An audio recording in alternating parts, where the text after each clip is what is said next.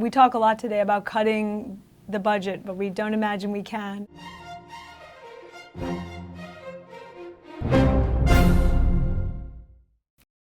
We're joined at Heritage today by Amity Shlaes, author of the new book, Coolidge. Thanks for being with us. Thank you. So why Coolidge? Why tackle this particular project? And what does Coolidge tell us about the debates that we're facing today? We talk a lot today about cutting the budget, but we don't imagine we can. And as president, if you want to know one thing about Coolidge, it's that he actually cut the budget. He left office with the budget lower than when he came in. Didn't just reduce the increase. So that's admirable.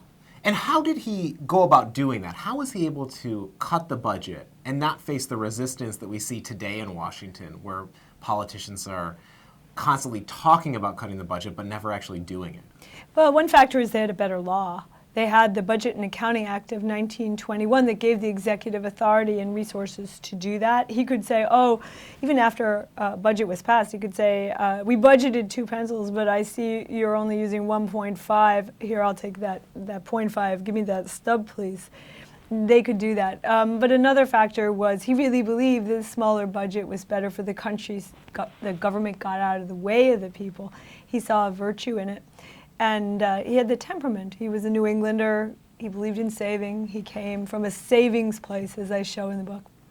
What lessons could conservatives glean from Coolidge today? Well, conservatives say to themselves now, we can never win by budgeting. Austerity won't win. Government austerity won't win. But in Coolidge's case, it did. In fact, astoundingly, in 1924, when he ran for president, there were a lot of progressives running, and they wanted very left-wing things like the nationalization of power and water.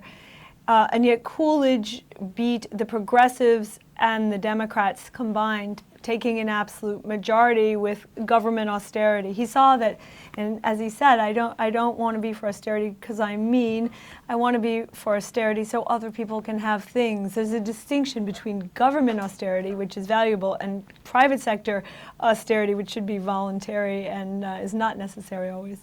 Now, in terms of his legacy, why did he decide not to run for the presidency in 1928? Why did he let Herbert Hoover take on that role? In this book, I talk about, while Coolidge was thinking it all over about running again, in the summer of 27, he happened to be at Mount Rushmore and seeing the project where these great visages of presidents would go up. And I think he was grossed out by that and by the grandiose aspect of the sculpture, and presidents who made the office subordinate to them. The office is me. He didn't like that. So he thought even at cost, it was better for the executive to change.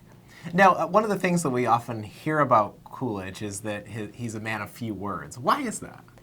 Well, it's partly his background, New England farmer, but it's also a choice.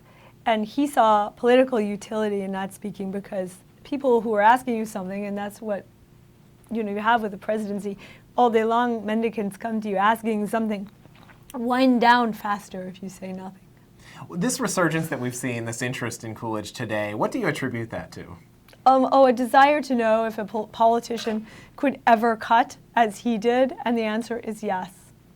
Amity, thanks so much for joining us at Heritage. Thank you. For the Heritage Foundation, I'm Rob Louie.